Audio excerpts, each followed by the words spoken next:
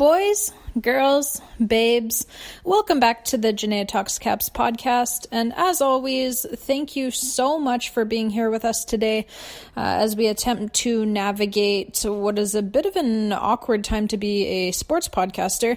And let me just start by saying, before we do get into anything else, that we hope you all are staying healthy, staying safe, and showing an abundance of compassion, even more so than usual, to your fellow human beings during this difficult time. Thank you to everyone who is following the advice of health professionals, practicing social distancing, self-isolating, etc. And an equally big thank you to everyone who is not raiding store shelves of all of the toilet paper so that there isn't anything left for anyone else. You're the real MVPs. And the biggest thank you to the realest of real MVPs, all of the healthcare workers who are putting their own health on the line every day in order to help people. And likewise, thank you as well to all of the grocery store workers, truck drivers, gas station attendants, et cetera, et cetera, et cetera. All of those people who are working even harder than usual to keep our country running during this extremely difficult time. We appreciate you, and hopefully things will calm down soon so that you all can get some very well-deserved rest. And sadly, there is a chance that these frontline workers could actually end up being the real MVPs of this hockey season as well, replacing any potential MVPs that could have come out of this NHL season. And I mean, let's be honest, the frontline workers during this health crisis are the real MVPs in our eyes regardless. But we're going to talk about some hockey here as we continue to try and distract ourselves from this ongoing crisis. And as I'm sure we're all well aware by now, finding something to talk about in regards to hockey right now is a bit of a tall order, simply because there is no hockey being played for the time being. The NHL has, for now at least, pressed pause on their season as a way of trying to help fight the spread of the coronavirus during this pandemic. And now, let's be clear, this was the right decision. I just want to say that right off the bat. This was the right decision to pause the season, and honestly, it was really never a matter of if this would happen, but rather when. It's just that it was either going to be the NHL and other professional sports leagues, for that matter, making the decision on their own, or it was going to be the government banning them from continuing.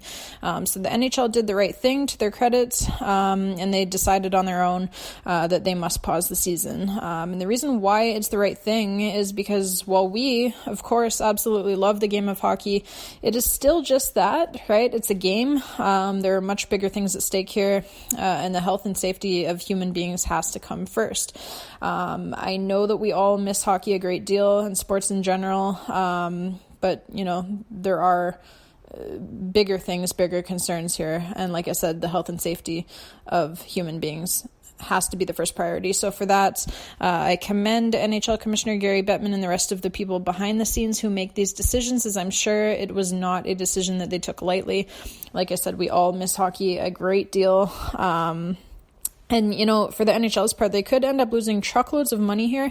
And we'll talk later in this episode about all of the ways that might affect the league. You know, we might not get to today, but certainly in the next episode, we'll talk about the financial implications, not only for the league, but for the Caps specifically, moving forward, not only for the rest of this season, for next season, but even beyond that. Like I said, not sure if we'll get to it today, but certainly in the next episode. But to start off here for today, let's talk about the immediate future concerning, you know, this coronavirus and how it's affecting things, and what's next as far as hockey.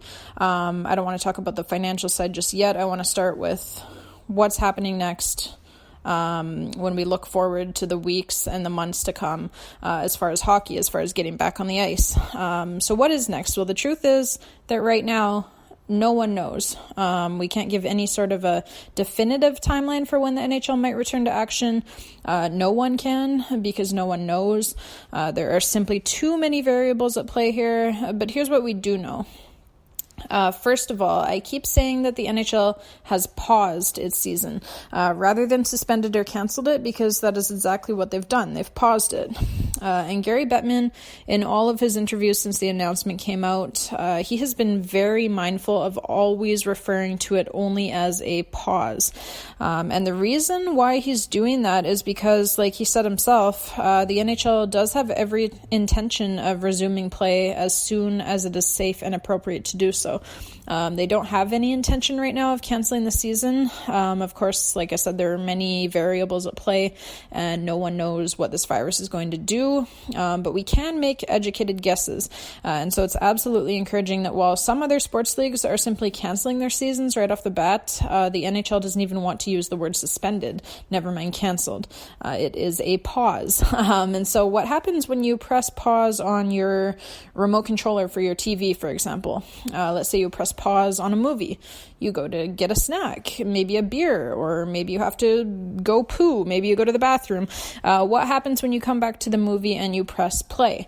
It picks up exactly where you left off. And that's the key here. And that's, I believe, why Gary Bettman is being so mindful, neurotic even, about using only the word pause to describe what's happening here. I believe that, as of now, the NHL has every intention of finishing the regular season and the playoffs in full.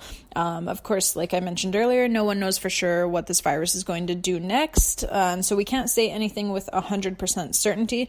We can only look at the projections that the World Health Organization and others are giving us, and relay to you the information that the NHL is giving us. And from there, like I said, we can make educated guesses as to what might happen.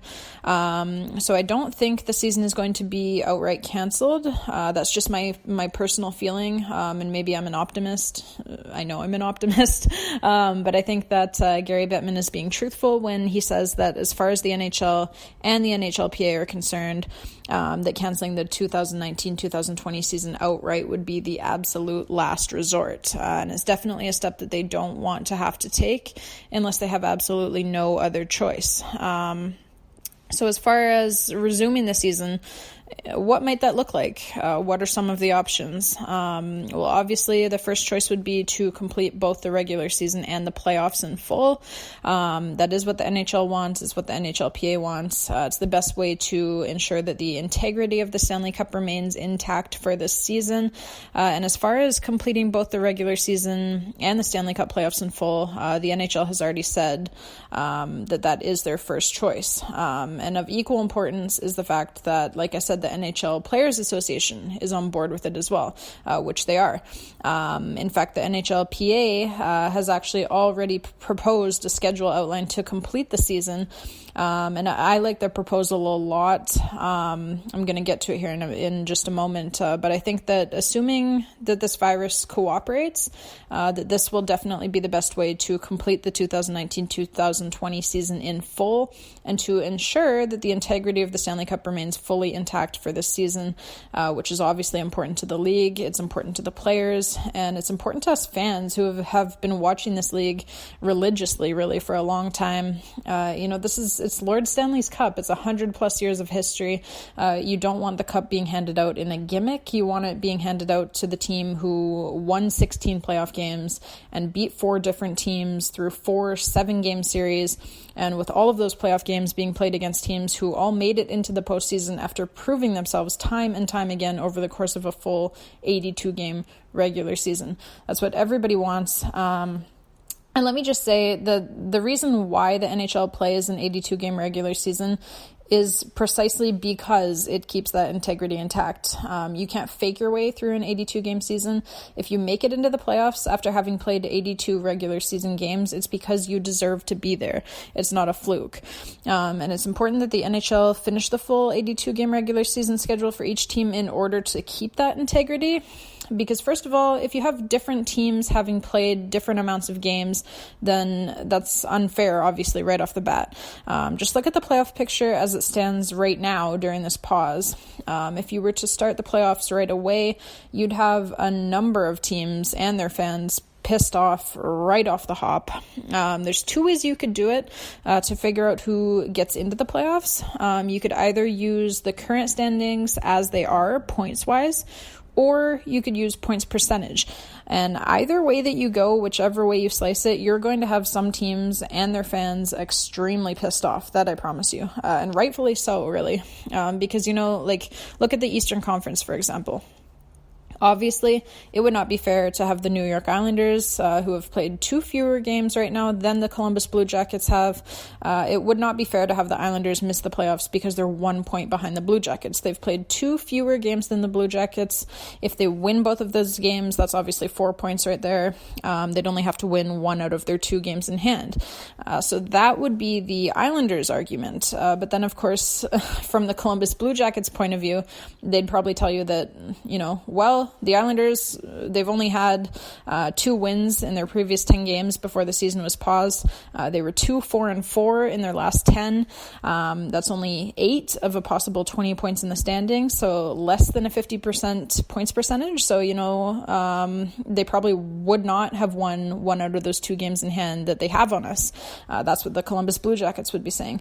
And they would have a point, so that's the problem with using points percentage. It's the same in the Western Conference, where a team like the Vancouver Canucks would argue that they should be in because while they have fewer standings points, they've also played fewer games, whereas teams like Calgary and Winnipeg, ahead of the Canucks in the standings, would say, hey, fuck you, Vancouver. You only had 4 wins in your previous 10 games. You wouldn't have won that game in hand or those games in hand anyways.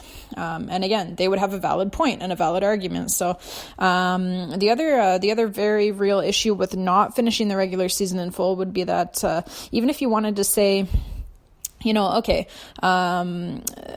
let's look at this. Like the teams who have played the most games right now have played 71 games, right? So let's just play a few catch-up games, if you will, to get everyone to 71, and then we'll start the playoffs. You could say that.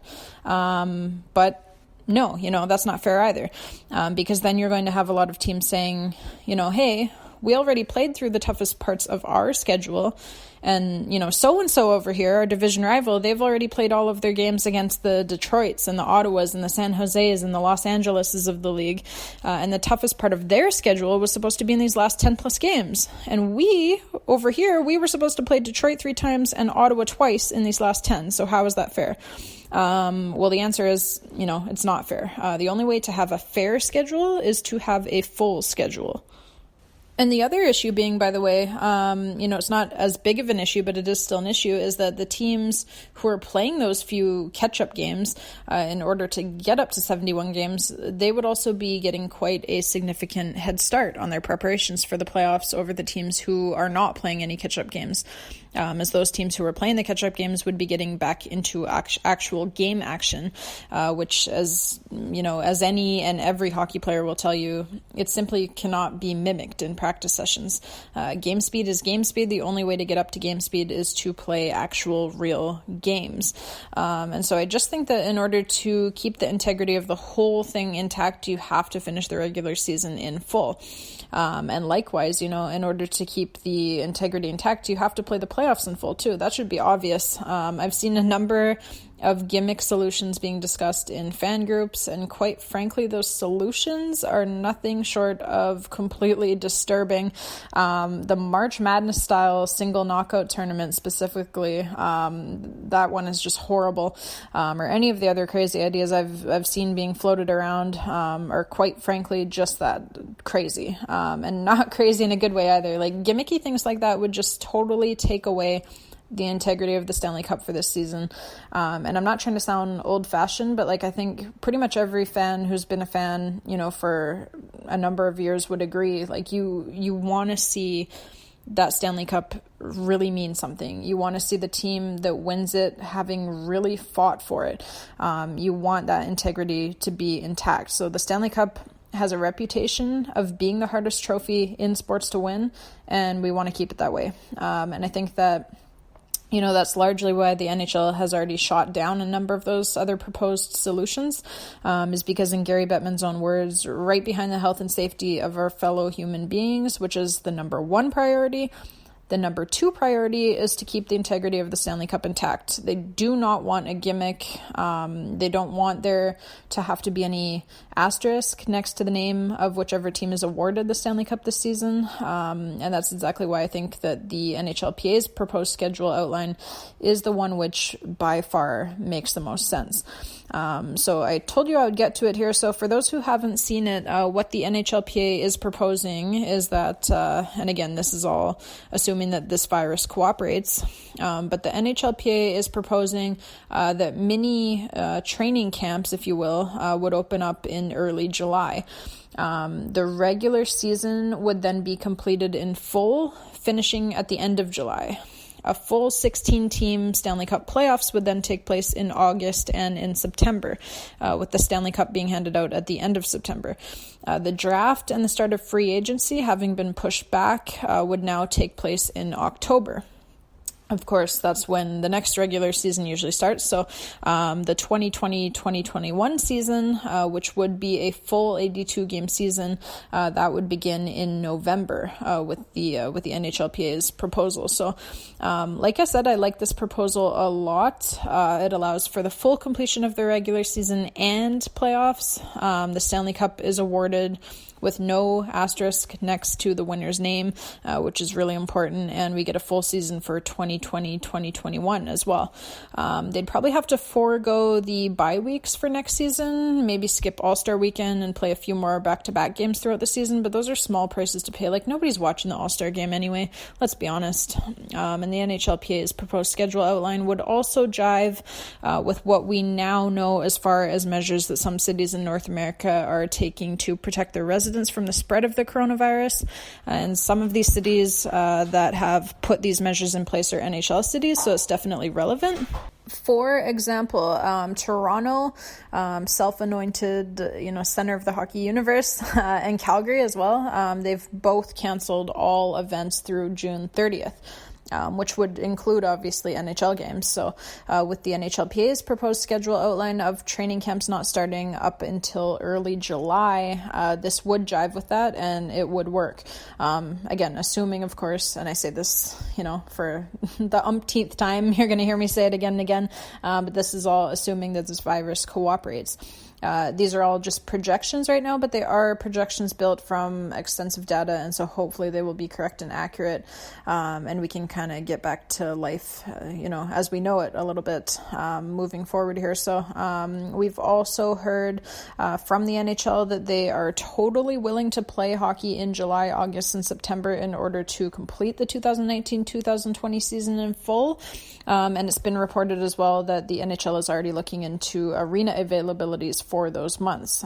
So it seems to be a real strong option, one that the NHL is favoring, and one that the NHL is, it would seem most strongly considering. So I hope that it works out because, like I said, I think it's the best option. The 2020 Summer Olympics in Tokyo, by the way, having been postponed, that helps the NHL immensely with their scheduling as well, as they won't have to be fighting for TV time in the summer. So that's, the Olympics being postponed was a huge piece of news that, while extremely sad and frustrating for those athletes, obviously, and I do really feel for them, but it was definitely selfishly good news for the NHL in terms of completing their season in full. The other options I've seen floating around are, and I've already mentioned some of them, playing catch-up games to get every team to an equal number of regular season games. I've seen, just heading straight to the playoffs with the current standings, heading straight to the playoffs using points percentage, having a 24-team Stanley Cup playoffs with a play-in round, if you will, i.e. that's like the top 2 teams, for example, in each division get a bye through the play-in round where the other 16 teams fight just to get in. You could have shorter playoff rounds with 5-game series, 3-game series. I've seen a lot of crazy ideas floating around. The craziest, like I said, being the March Madness style tournament, which I think is just plain stupid. And we've already discussed why most of these options wouldn't be adequate. So the other question then is, assuming that the season does resume at some point, are we playing with fans in the stands or with no fans in the stands? Is it empty arenas? I know Gary Bettman has said that, that's really not a route that he wants to take.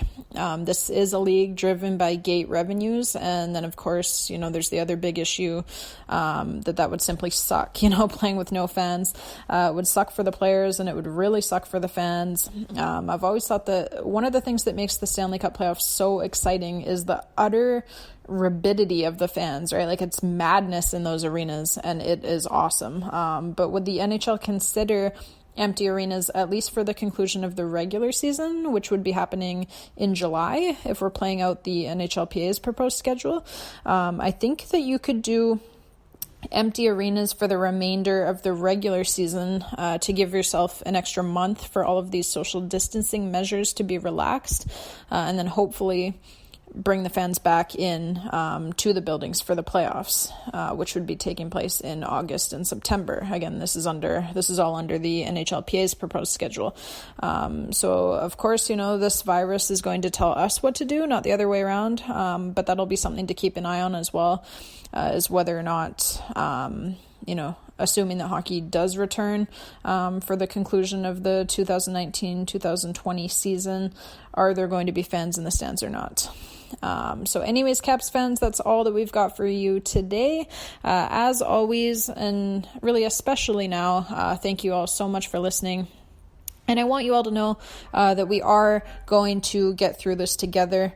We are, I know it's really tough right now with everything that's going on. And I know that not having hockey or sports in general makes it even tougher, because sports is so frequently our escape from the real world, right? But we are going to get through this, and we're going to get through it together.